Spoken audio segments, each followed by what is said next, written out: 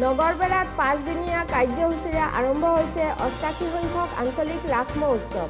Corona প্ৰটকলৰ বাবে এইবাৰ নাই বিগত আন বছৰৰ দৰে আনন্দ উল্লাস। এইবাৰ নাই কোনো সাংস্কৃতিক সন্ধিয়াৰ আয়োজন। কেৱল ধৰ্মীয় আধ্যাত্মিকতাৰ গুৰুত্ব প্ৰদান কৰি উদযাপন কৰিছে ৰাস মহোৎসৱ।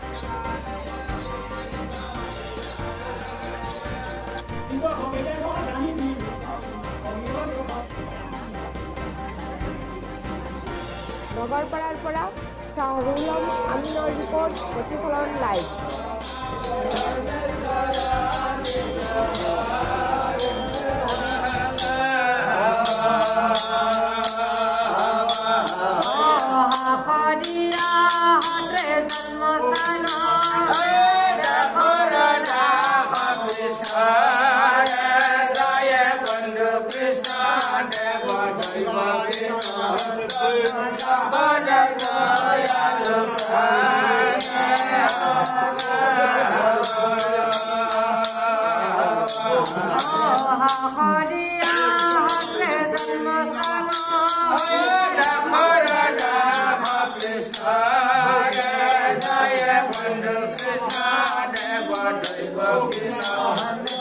Jagannatha